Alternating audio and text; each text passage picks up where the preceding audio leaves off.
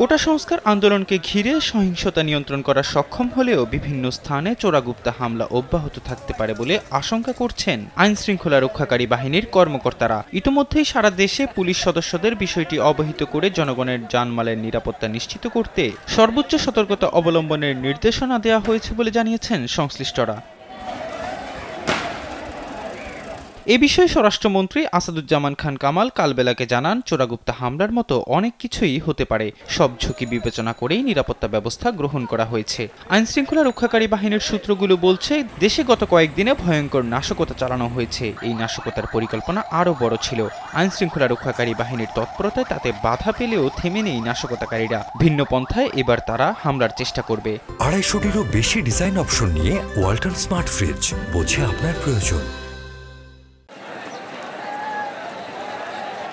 গোয়েন্দারা জানান, চোরাগুপ্তা হামলায় টার্গেট করা হয়েছে আইনশৃঙ্খলা রক্ষাকারী বাহিনীর সদস্য, সরকার দলীয় নেতাকর্মী এবং সংবাদ মাধ্যমের কর্মীদের। এই পরিকল্পনার সঙ্গে সরাসরি অন্তত 4টি রাজনৈতিক দলের নেতারা জড়িত। রাজধানীসহ দেশের বিভিন্ন স্থান থেকে এসব দলের নেতাকর্মীদের গ্রেপ্তারের পর তাদের কাছে এই তথ্যগুলো পাওয়া গেছে।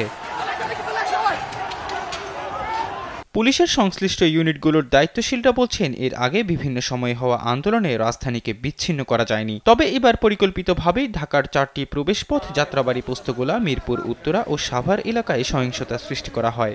টানা কয়েকদিনের সহিংসতা এবার রাজধানী কার্যত বিচ্ছিন্ন হয়ে পড়েছিল।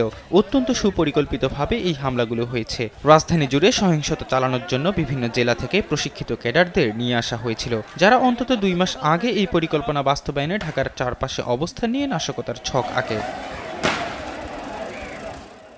পুলিশ সদর দপ্তর সূত্র জানায়, চোরাগুপ্তা হামলার মতো ঘটনা যেন না ঘটে সেজন্য পুলিশের সব ইউনিটকে সতর্ক করা হয়েছে। জনগণের নিরাপত্তা নিশ্চিতের পাশাপাশি পুলিশ সদস্যরা যেন ব্যক্তিগত নিরাপত্তা নিশ্চিত করে চলাফেরা করেন সে ব্যাপারে নির্দেশনা দেওয়া হয়েছে। পুলিশ সদর দপ্তর অপারেশন শাখার দায়িত্বে থাকা অতিরিক্ত আইজিপি আনোয়ার হোসেন কালবেলাকে জানান, সার্বিক বিষয় মাথায় রেখে পুলিশ তার নিরাপত্তা ব্যবস্থা সাজিয়েছে। পরিস্থিতি সম্পূর্ণ স্বাভাবিক না হওয়া পর্যন্ত পুলিশের সব সদস্যকে সতর্কভাবে চলাচলের নির্দেশ দেওয়া হয়েছে।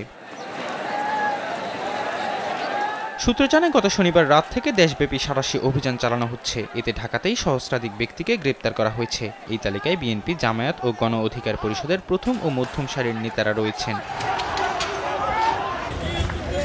এহসান আব্দুল্লাহ, কালবেলা ডেস্ক।